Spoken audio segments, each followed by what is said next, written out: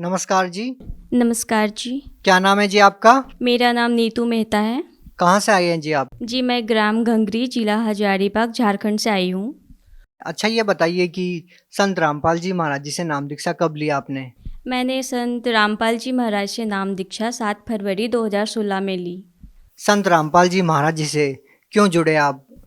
जी, मैं संत रामपाल जी महाराज से मैं उनके बहुत सारे अनुभव टीवी पे जो आते थे, उनके सत्संग, उनमें बहुत सारे अनुभव आते थे, तो मैं उसे देखती थी। तो उनके तरफ अट्रैक्ट होती थी कि उनसे लाभ मिलते हैं। तो मैंने बस लाभ के लिए उनसे नाम दीक्षा लिया था स्टार्टिंग में। लाभ मिले हैं आपको? हाँ जी, लाभ मिले मुझे। क्या लाभ मिले? जी, सबसे फर्स्ट मैंने जब से मैं पढ़ाई स्टार्ट की और अपने होश संभाला, मतलब जब से सही से पढ़ाई स्टार्ट की मैंने स्टैंडर्ड 5 से, तब से मैंने कभी भी अपने क्लास में अच्छे मार्क्स नहीं लाए। और जिसके कारण मैं चाहती थी कि 12th में मेरे अच्छे मार्क्स आए, मैं अच्छे परसेंटेज से पास हो जाऊं। तो मैंने इसीलिए संत रामपाल जी महाराज से नाम दीक्षा ली थी कि मेरे अच्छे परसेंटेज आ जाएं। और जब मैंने गुरु जी से नाम दीक्षा ली संत रामपाल जी महाराज से, तो मेरे अच्छे परसेंटेज आए 12th में। मैंने कभी आज तक फर्स्ट नहीं की थी, लेकिन मेरे 12th में फर्स्ट रैंक आए, वो भी 71.2% से।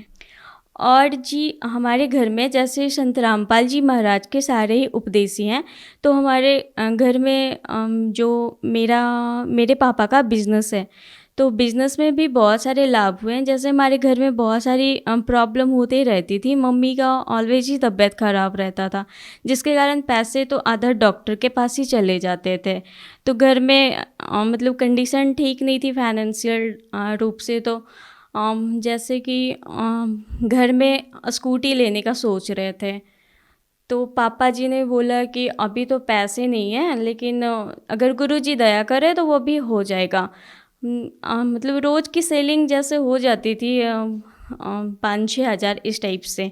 लेकिन जिस दिन हमें स्कूटी लेनी थी, जिस रात को हम लोगों ने सोच रखा था कि स्कूटी लेनी है, अगले ही दिन हमारे दुकान में 60,000 आई हुई थी, और उससे हम लोगों ने जाके स्कूटी खरीदा। और सर जी, एक बार ऐसा हुआ कि हमारे दुकान पे कोई कस्टमर आई हुई थी। उन्होंने सामान खरीदा, और जब वो पैसे देने लगा तो वो 1000 की सामान खरीद चुका था, और उनके पास मतलब नोट वाले पैसे नहीं थे, उनके पास ओनली सिक्के सिक्के थे। तो उन्होंने एक प्लास्टिक में बंद करके बोला कि भैया जी, मेरे पास पैसे नहीं है, इसे रख लो, ये 1000 के सिक्के हैं। तो दुकान में व्यवस्था होने के कारण उस टाइम उस सिक्के को गिन नहीं पाए। सोचे चलो बाद में गिन लेंगे इसे। जब बाद में फुर्सत के टाइम में उसे गिनने लगे तो वो पूरे के पूरे 10,000 रुपये थे, जबकि उन्होंने 1,000 का ही सामान खरीदा था। और जी, अभी अभी मेरी रमैनी मीन्स की शादी हुई है, और वो भी गुरुजी की दया से बिल्कुल दहेज मुक्त हुई है। जबकि आज के टाइम में कोई इसे सोच भी नहीं सकता है कि बिना दहेज का कोई मतलब किसी लड़की का शादी भी हो सकता है। क्योंकि आज का समाज जो इतना टीवियों के माध्यम से जो देख चुका है, इतने ताम झाम से बैंड बाजा बारात, मतलब किसी की कल्पना भी नहीं हो सकती कि इतने सस्ते में शादी भी हो सकती है। लेकिन संत रामपाल जी महाराज के जो भी शिष्य होते हैं, वो बिना दहेज का शादी करते हैं। क्योंकि जो हमारे संत रामपाल जी महाराज है, वो बताते हैं कि दहेज लेना और देना दोनों ही पाप है। तो उनके जो भी शिष्य हैं वो दहेज मुक्त शादी करते हैं।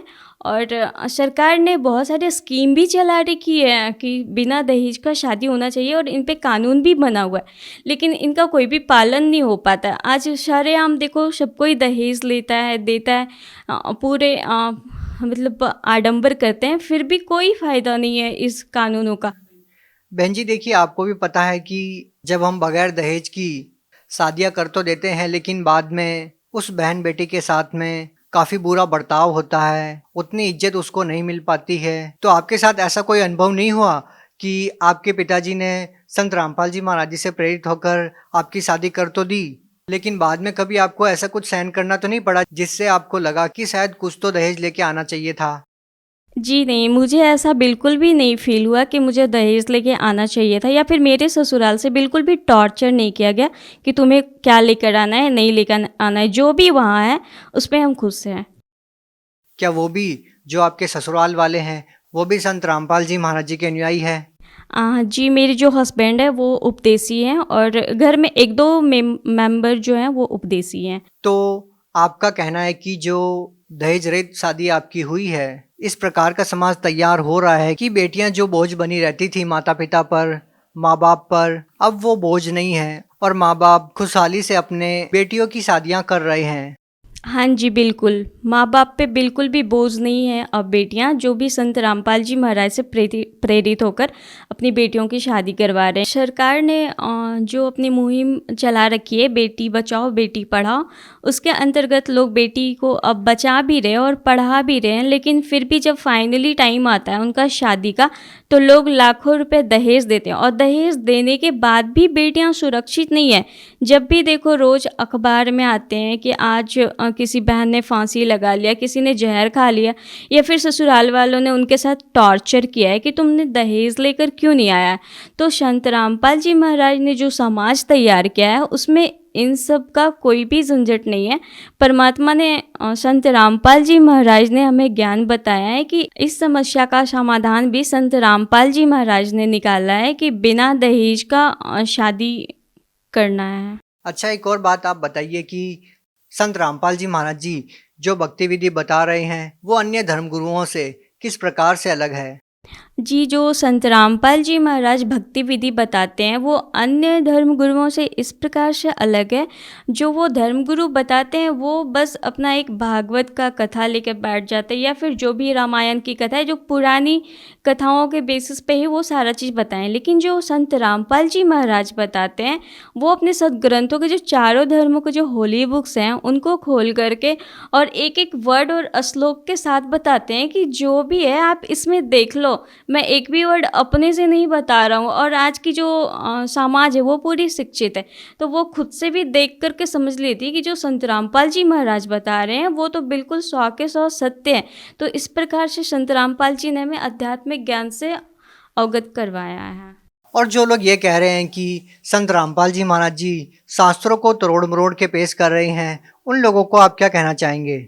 जी, बिल्कुल नहीं। आप पढ़े लिखे हो, आप खुद से भी समझ सकते हो। और रही बात अगर हमारे सदग्रंथ संस्कृत में है, तो अब उनकी हिंदी अनुवाद भी आ चुकी है, तो आप हिंदी अनुवाद भी पढ़ के समझ सकते हो कि किस चीज़ का क्या अर्थ होता है।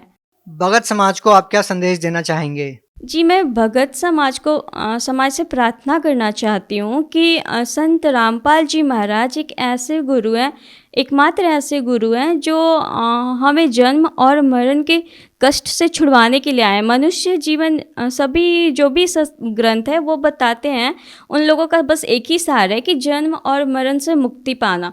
तो संत रामपाल जी महाराज जो भी हमारे भक्ति बता रहे हैं और हमारे संत ग्रंथों में जो भी बताया गया है कि जन्म और मरण बस तत्वदर्शी संत ही काट सकते हैं।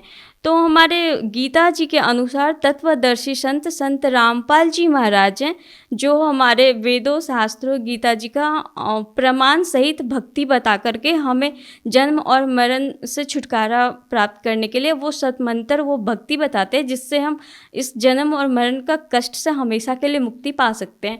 तो जो लोग संत रामपाल जी महाराज जी से जुड़ना चाहें वो उनसे नाम दीक्षा कैसे प्राप्त कर सकते हैं? सर, उनसे नाम दीक्षा प्राप्त करना बहुत ही अब आसान हो गया है। उनका जैसे अभी बहुत सारे सोशल मीडिया प्लेटफॉर्म पे उनकी सत्संग आती है, फेसबुक, इंस्टाग्राम और यूट्यूब वगैरह पे। आप अगर वहाँ पे यूट्यूब पे भी जाकर अगर संत रामपाल जी महाराज सत्संग लिख दो तो वहाँ पे उनकी हज़ारों वीडियोज़ आ जाएंगी सत्संग के, आप वहाँ से भी देख सकते हो। विभिन्न टीवी चैनलों पे भी उनका सत्संग आता है, आप वहाँ से भी सत्संग देख करके वहाँ पे नीचे में एक पीली पट्टी चलती है जिनमें नंबर आते हैं, वहाँ से आप बुक ऑर्डर करवा के उस बुक को भी पढ़ सकते हो।